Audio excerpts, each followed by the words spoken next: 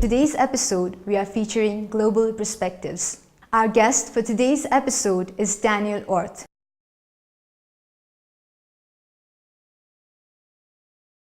The IPJ has 4 main programs.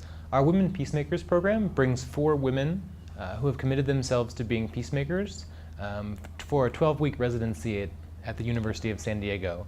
And during this time, we have an opportunity to document their stories with a professional writing team. It's a chance for the women to network amongst each other and also to have some relaxation and also to reflect on what their lives and their experiences have been. It's also a chance for us to introduce these individuals and their stories to the San Diego community. And so we have a number of events that allow people from San Diego to come and interact with them. In addition to the Women Peacemakers program, we have our WorldLink program, which brings youth from San Diego and Mexico together to explore international issues and creates an opportunity to build bridges across our border with Mexico. We also have our Distinguished Lecture Series, which brings high-profile individuals to San Diego to deliver lectures to inform the San Diego community about world events. And then finally, we have our international field projects, and that's the work that allows us to support local partners in countries around the world.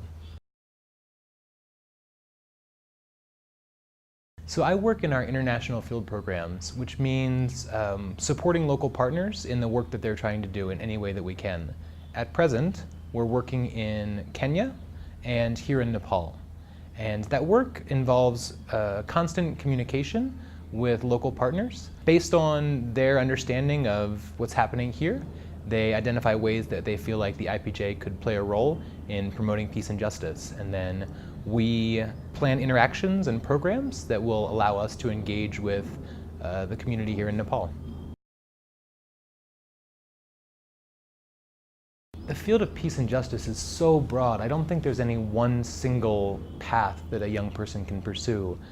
I think it's most important that individuals go for what they're passionate about. And for some young individuals, that might be to become a teacher. It might be to work in healthcare.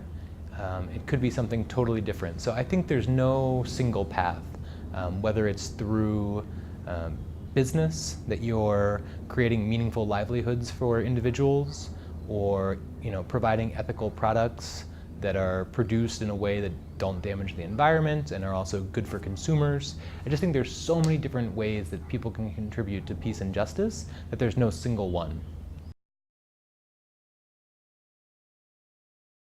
I would disagree that they're entirely different. And in fact, why I got into education in the first place was because of justice. Looking at the education system in the United States, I felt like there was a great difference in the educational opportunities that were available for students. And depending upon where you were born, what state, what city, what community, what neighborhood, the opportunities you had in going to school could be very different. And so for me, it was a question of justice, making sure that these students had access to good education, access to good teachers, so that they could pursue their own goals, that they would have more opportunities in life.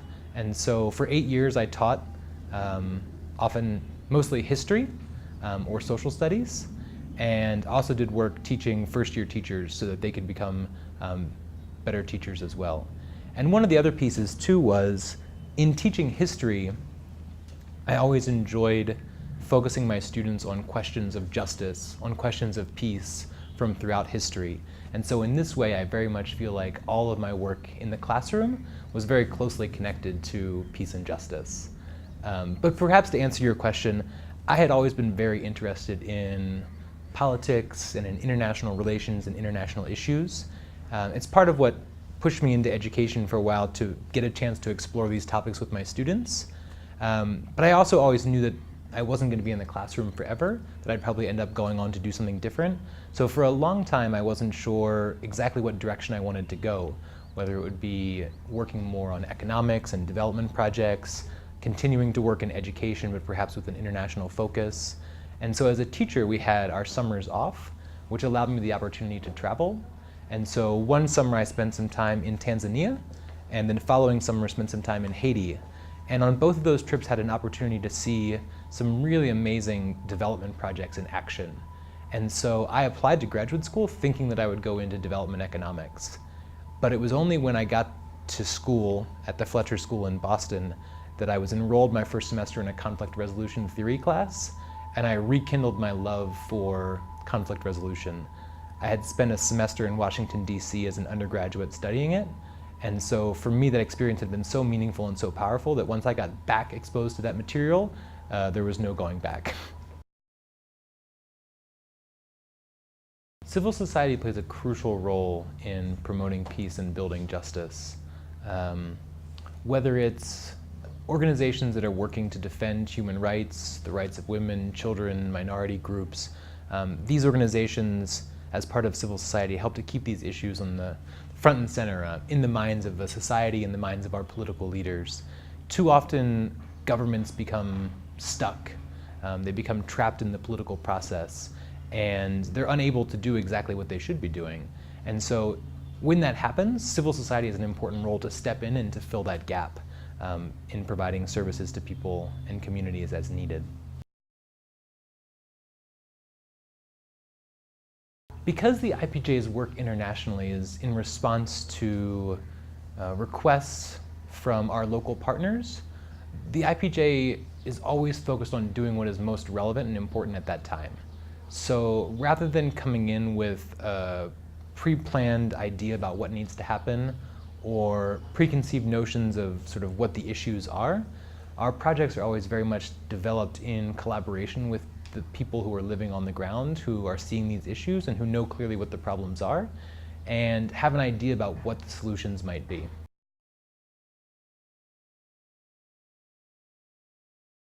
One of the other pieces of my job that I didn't mention earlier is working on creative approaches to conflict resolution.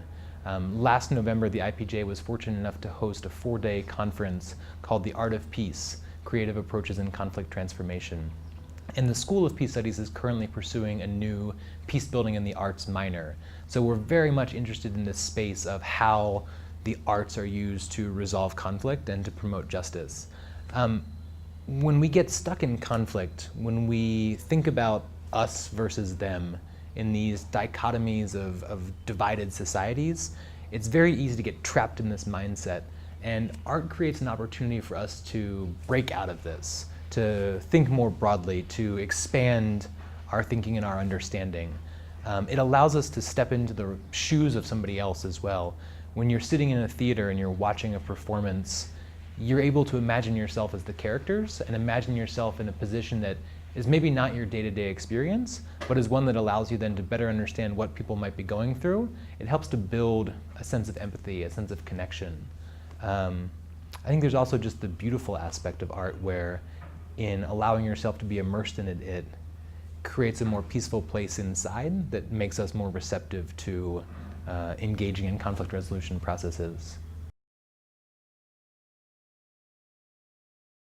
I think it's really important that individuals be passionate about their work they're doing, that there be a level of excitement. In order for you to do a really good quality job, I think you need to believe in what it is that you're doing, and that means getting up every day and being excited about going to work. So I think that choosing a career in which you have a passion is important. At the same time, there's some practical realities of our economies too. If we all wanted to go and, I don't know, study astronomy because we were interested in the heavens, I don't think there's that many positions in that field. And so I think it's important that people be able to pursue their passions, but also be realistic about what that's going to mean for their employment opportunities.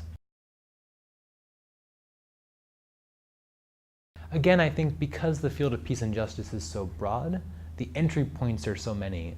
I would encourage young people to try out lots of different things, to gain a wide variety of experiences, to talk to a lot of people about the work that they do.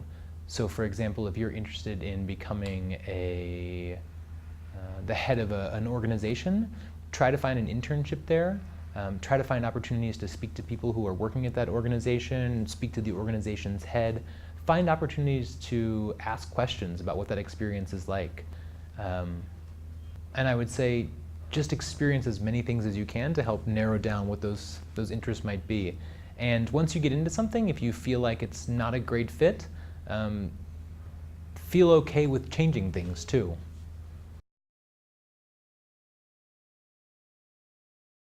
I can remember from a very early age being interested in events that were happening around the world, in being interested in understanding more than just my immediate neighborhood. It's going to sound very nerdy, but every morning I would get up before school and I would come downstairs and I would eat a bowl of cereal for breakfast and I would read the newspaper. I was probably the only 6-year-old sitting around the breakfast table at 6:30 in the morning reading the newspaper. But I can remember just being so fascinated by these places with names that sounded so strange, with leaders with names that I had never heard of before and places that I had never heard of before, and these issues that they were wrestling with, and wanting to know more about who these people were and where these places were, and why was it that they were having this contested election, or why was it that these two groups of people had decided to go to war against each other. And so I was just interested very early on. And then I was fortunate in having parents who pushed me to explore and try new things. So we were always challenged to expand outside of our comfort zone, whether it was something as simple as just trying food from a different country, or reading books that dealt with different topics, different peoples. We were always really pushed to sort of expand our horizons. So I definitely attribute a lot to the role that my parents had in getting me to think internationally. And of course, I was just very fortunate too to have a lot of people in my life, whether it was neighbors or teachers or parents of friends, who had interesting experiences that they could share with me as well, that sparked my interest and sparked my curiosity. I would also say that I read a lot. In addition to my morning newspaper, I think books as well. And today still, I think it's so important to read the literature of a place that you're going to. So when I began work here in Nepal, I combed the library trying to find all these works of poetry, of fiction, short stories that were written by authors from Nepal or written by other people about Nepal, just to get a sense of what the history had been, what the society and the culture had been. So literature and reading has always been an important motivator for me too. Absolutely, the little things definitely matter. I think that when you're coming into a place trying to build peace after conflict, there's no single thing that's going to be able to do it. It's going to require 1,000 different people doing 1,000 different things in order to bring a society back together and to heal those wounds. And so even with the biggest conflicts, it takes a lot of little pieces to add up. And I think if we all focused a bit more on building peace just in these small one-on-one exchanges, I think we'd be living in a much better place. You can also watch our episode on youtube.com/Leadership Academy KTM. We will be back next week with a new episode. Namaste.